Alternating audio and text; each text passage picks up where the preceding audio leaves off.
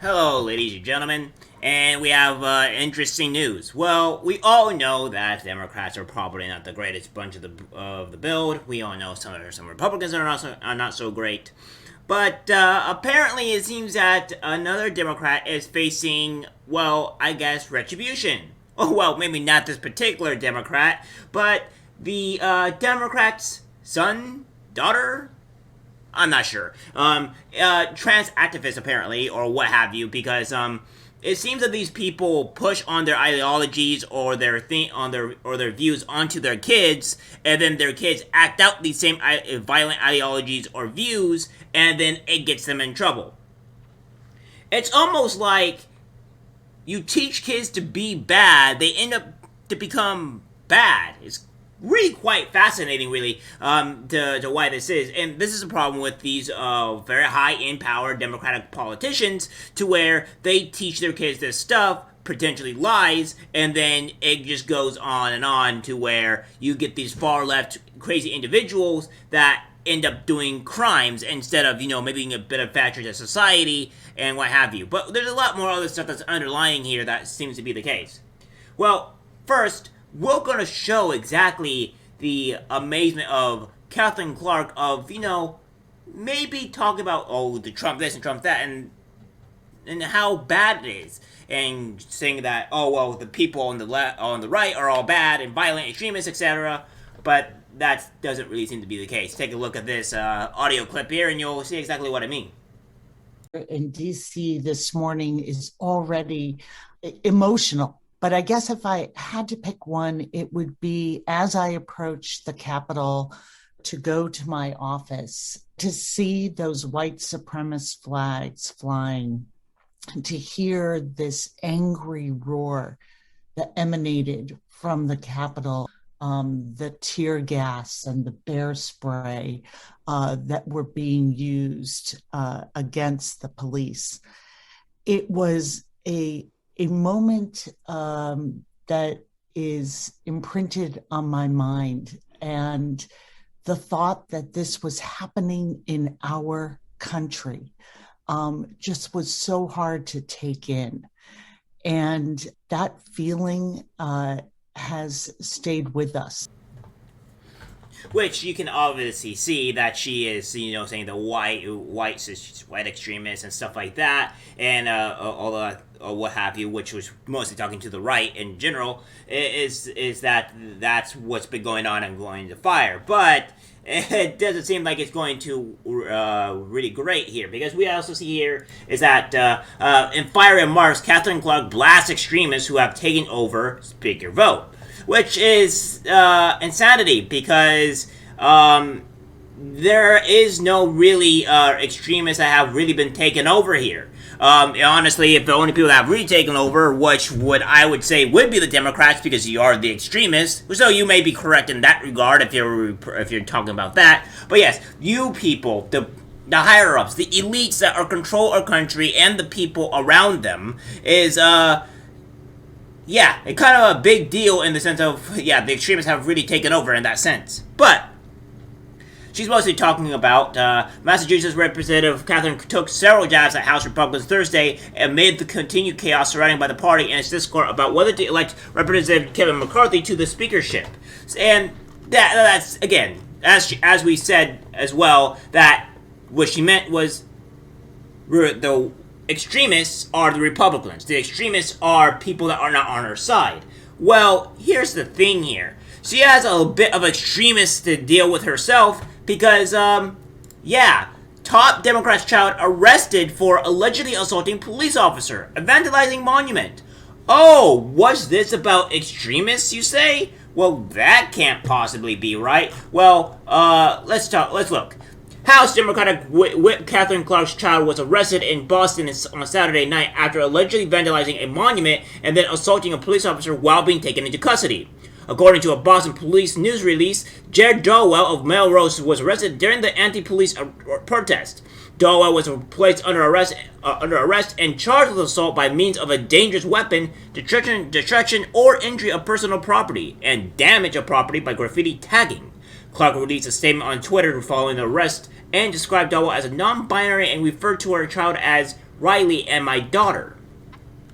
I love Riley, and this is a very difficult time in the cycle of joy and parenting. This will be evaluated by the legal system, and I am confident in that process, she tweeted. Well, here's the thing. You are part of the reason why your daughter or your son or what have you, don't know, don't care, is went out in the streets and did this damage. All right, you caused the mayhem, you caused destruction, and now you have to deal with it, right? So here's the thing: you caused it. And now you kind of want to backpedal, not really try to take blame, but it really is you. Here's another thing as well. We have from Antifa Watch here that it appears that the child of Democrat House Minority Whip Katherine M. Clark was arrested for assaulting police as part of the Antifa event in Boston last night.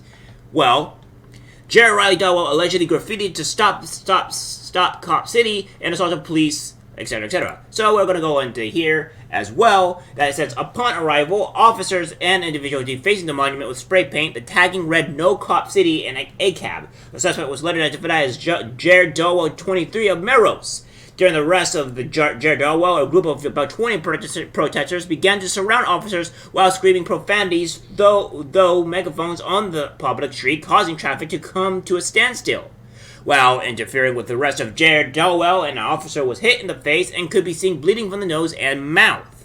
Jared Dowell was placed under arrest and charged with assault by means of a dangerous weapon, destruction or injury of a personal property, and damage to a property by the graffiti tagging. Dowell is expected to be arraigned in a Boston Municipal Court. Goes on to say, Katherine Clark children meet Addison Dowell, Jared Dowell, and Nathaniel Dowell in this piece. You will get to know all about the children of Katherine Clark. Since 2013, American politician Katherine Clark has represented Massachusetts' 5th Congressional District in the U.S. Congress. She is the 4th highest-ranked House Democrat as Assistant House Democratic Leader, formerly Assistant Speaker since 2021. Well, that is interesting because, yeah, it just seems to be that it's a constant thing that Democrats may be having children that may be committing crimes, especially since one Democratic kid also ended up eating themselves because, well, yeah, you put them into these ideologies and you cause more damage to your children and the people around you than actually, maybe helping them. We also have this, the ugly privilege of rich white protesters. Boy, are they awfully pale for members of the new African Black Panther Party. We're talking about, of course, the 8 comrades arrested last week for rioting at a demo planned by the NABPP and its allied revolutionary abolitionist movement. Not just white, but in several examples, highly privileged Clara Crabber, 20, is a wealthy Upper East Sider with a second home in posh Litchfield County, Con, whose mom is an architect and dad a child psychiatrist who teaches at Columbia. Elliot Recca, 20, of Portland, Oregon, is the son of a famed comic book writer and best-selling author Claire Severine. 27, seems to be a sign model and actress who has lived in Canada and Ireland. Etkar Soret, 27, summoned in Austria as a child. Frank Fairmaster, 30, is a freelance and art director who's done work for Pepsi, Samsung, and Glenlivet. We're not sure even the late satirist Tom Wolfe could top these portraits of little white kids trashing regular folks, workplaces in the name of social justice. Every city, every town burned the precinct to the ground. The group chanted as it moved Lafayette Street on Friday, smashing windows and racking up what police say is at least 100,000 in damages during a 3-hour rampage. It sure looks like these young people are just getting high by smashing stuff in the name of a good cause, relishing both the violence and a smug moral superiority. They are cosplay revolutionaries undermining the very moments they claim to represent. Vandalism isn't going to get news laws passed. It's not going to tear down the system either. Yes, so obviously what we're seeing here, guys, is that we see a absolute complete lunatics who are completely privileged in everything that they do go out on a rampage. This is what we're talking about. Most of these kids, most of these people that advocate for this type of stuff have very little issues in their lives, have had to work from the ground up to be where they are. I know numerous amount of people who are very apolitical, who don't really see the world as, insanity or what have you, and they literally just don't want. They just literally just normal people, and they don't think like this. They're not these insane people going abroad and doing stuff like this. This is what we're talking about. And people who lived very impoverished lives don't understand anything. There's a reason why a lot of people are making fun of some of these TikTokers who are posting their posting about them getting fired and stuff and how lavish their lifestyles were. Well, and why people don't really care about them. The reason why is because you live in a very lavish and high-end lifestyle that majority of Americans don't really get to do, and it so happens to be more like you guys are diversity hires. Now, the reason why I think this is, and what have you, is because when you put into laws or things that people have to select people to gender or race, you get people that are not good for the job, or you make companies forced to hire these people that are not adequate for any job for any reason whatsoever, or seems to create new jobs that don't even seem to make sense, so they can fill their diversity hire quota, so they don't have the media or the government system clamping down on them like animals, so that way they can't seem to do business anymore. That seems to be the case.